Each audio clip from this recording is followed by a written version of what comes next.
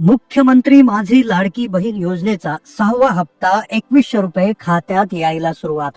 काल 25 लाख महिलांच्या खात्यामध्ये पैसे आलेले आहेत.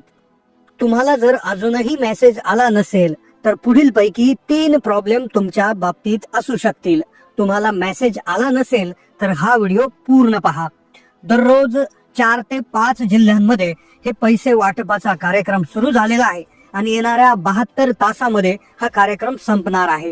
दररोज 10 ते 15 लाख 20 लाख महिलांच्या खात्यामध्ये ह्या पैशांचं हस्तांतरण सुरू झालेलं आहे. तुम्हाला पैसे आले की नाही कमेंट करून कळवा. आम्हाला व्हॉट्सअप, फेसबुक, इंस्टाग्राम, युट्यूब कमेंटच्या माध्यमातून महिलांच्या कमेंट येत आहेत की त्यांना पैसे जमा झालेले आहेत. तुम्हाला जर पैसे जमा झाले नसतील तर कमेंट करा. आता पहा, ज्या महिलांच्या खात्यामध्ये अजूनही पैसे जमा झाले नसतील तर एकतर त्यांचा जिल्हा या लिस्ट मध्ये नसणार आहे किंवा त्यांच्या जिल्ह्यामध्ये अजून वाटपाला सुरुवात झाली नसणार आहे. मग आता हे तुम्हाला समजून घेण्यासाठी जिल्ह्यांची लिस्ट, जे जिल्ह्यांचं वेळापत्रक अचानक काल जाहीर झालं. काल 1 डिसेंबर रोजी डिसेंबर महिना सुरू झाला आणि पैसे वाटपाला जे आहे ती सुरुवात होताना दिसली. असंख्य बँक खात्यांमध्ये पैशाचं हस्तांतरण सुरू झाले, पण बँका ज्या आहेत या निवडक बँकांमध्येच पैसे हस्तांतरणाला सुरुवात झालेली आहे. 12 ज्या महत्वाच्या बँक आहेत, भारतातल्या अति प्रतिष्ठित आणि जबरदस्त अशा बँक आहेत, तर त्या बँकांमध्ये सर्वात आधी ह्या पैशाचं वाटप झालेलं आहे. आता मग या बँकेमध्ये तुमचं खातं जर नसेल तर त्यामुळे कदाचित तुम्हाला काल पैसे आले नसतील. तर या कुठल्या बँका आहेत की ज्यामध्ये पैसे सुरुवात झालेले हस्तांतरण लवकर होणार आहेत? इंडिया पोस्ट पेमेंट बँक, पोस्टाचं खातं जर तुमचं असेल तर हा व्हिडिओच्या शेवटी खूप महत्वाची टिप त्याच्यामध्ये देण्यात येणार आहे. आता सगळ्यात महत्वाचा विषय जो आहे की तुम्हाला अजूनही पैसे जमा झाले नसतील तर तुमचे असू शकतात 3 मोठी कारणं. 3 मोठी कारणं कोणती आहेत आणि त्यावर तुम्हाला तातडीनं काम करायचं आहे.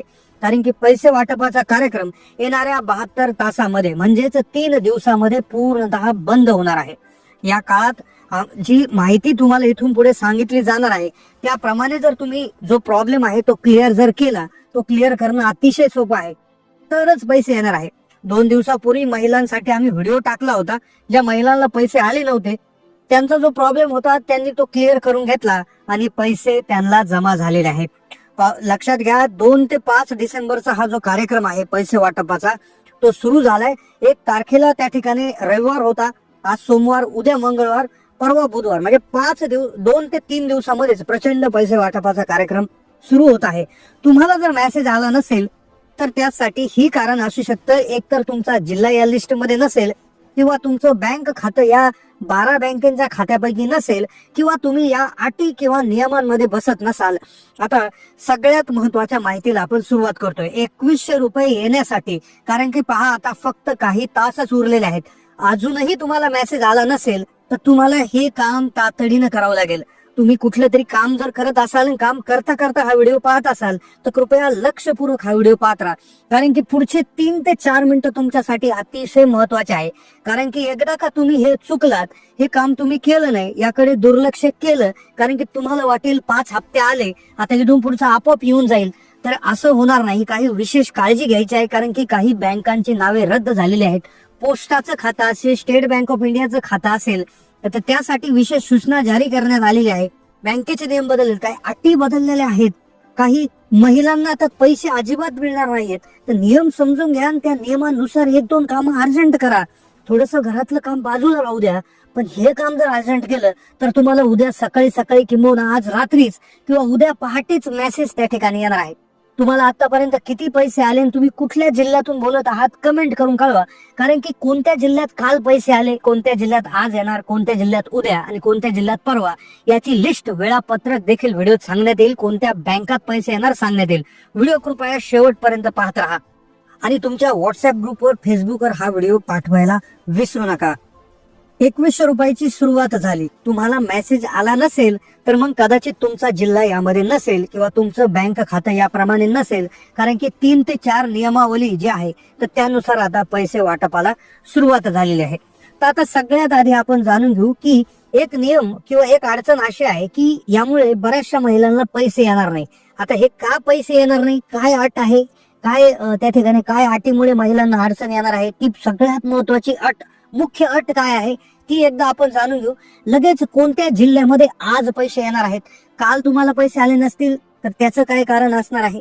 त्यानंतर लगेच आपण पाहू, जिल्हे पाहिले की त्यामुळे कळून जाईल की तुम्हाला तुमच्या जिल्ह्यात आज पैसे येणार आहे की नाही. आज नाही येणार तर उद्या येणार आहेत की नाही ते लगेच कळेल तुम्हाला. 1 मिनिटानंतर लगेच आपण जिल्ह्यांची नावे घेऊ आणि त्यानंतर लगेच व्हिडिओ सोडू नका, कारण की पुढे कोणत्या बँक खात्यात पैसे येणार आहे. भले तुमचा जिल्हा उद्या असला, आज असला, काल असला, पण तुमचं बँक खातं जर याच बँकामध्ये नसेल, हो हे निवडक बँका निवडलेल्या आहेत, पोस्ट खात्याची अडचण त्या ठिकाणी असू शकते, तर त्या बँक खात्यात पैसे, मग बँक खातं जर तुमचं बरोबर नसेल तर तरी देखील तुम्हाला पैसे येणार आहे. त्यामुळे सगळ्यात आधी आपण जिल्ह्यांची नावे, त्यानंतर कोणत्या बँकेत पैसे येणार आणि त्यानंतर सगळ्यात आधी आपण अटी कुठल्या आहेत त्या अटी विषयी बोलू, नंतर जिल्हे आणि बँकाची नावे.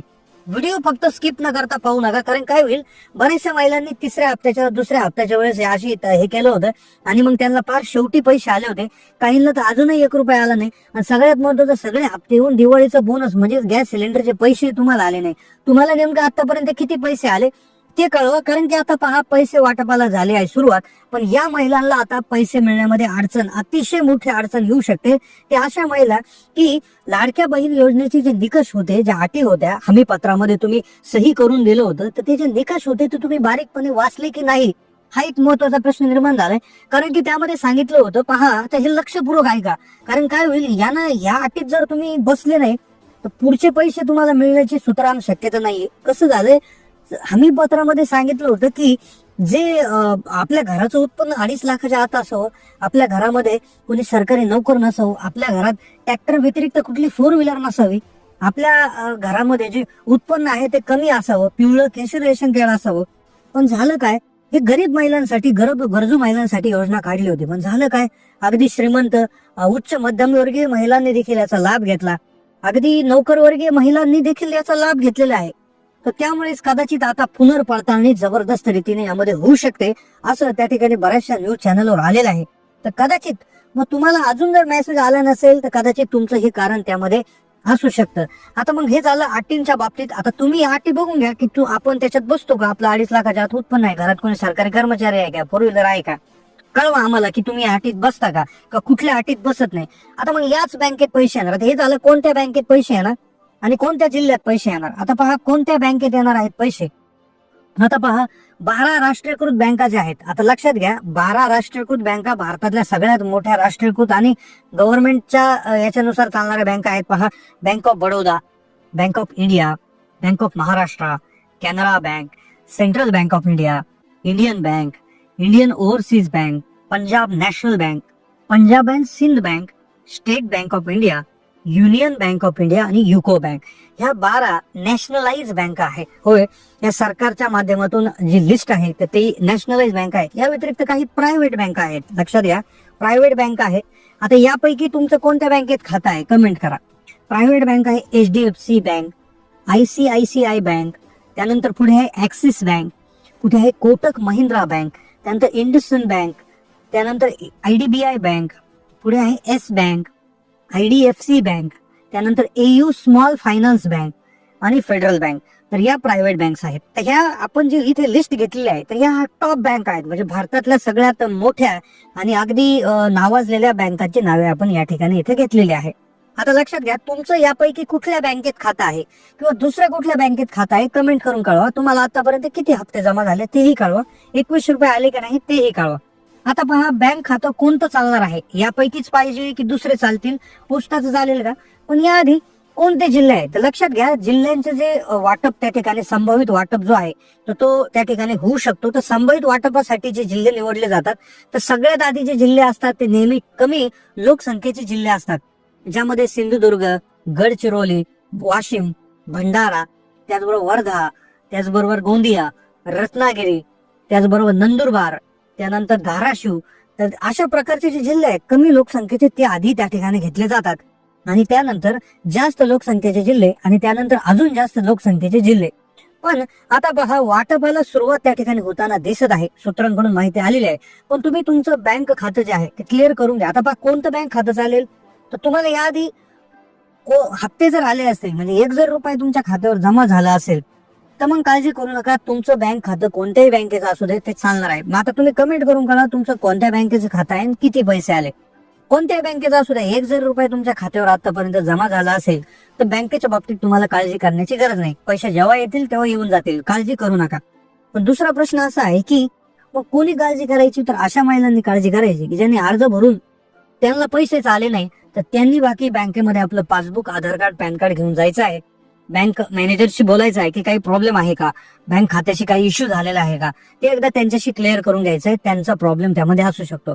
त्यानंतर अटी आणि नियमांचा जो विषय आहे, तर अटी नियम जे हमीपत्रात तुम्ही सही करून दिले होते, तर ते त्याविषयी देखील आता काळजी करणं गरजेचं आहे. कदाचित यामध्ये पडताळणी त्या ठिकाणी होऊ शकते. पुढचा प्रश्न, पैसे कसे चेक करायचे, आलेले पैसे कसे चेक करायचे, तर पहा, तुमची जी बँक आहे त्या बँक पासबुकच्या पाठीमागे एक नंबर दिलेला असतो, मिस कॉल नंबर.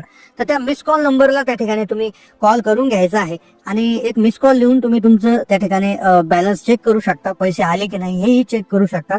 तर अशा प्रकारे ही अतिशय महत्वाची अपडेट देण्यासाठी आपण अर्जंट त्या ठिकाणी व्हिडिओ बनवला होता. अशाच नवनवीन माहितीपूर्ण व्हिडिओसाठी चॅनलला नक्की सबस्क्राईब करून ठेवा. जास्तीत जास्त माता भगिनींना हा व्हिडिओ शेअर करायला विसरू नका. धन्यवाद.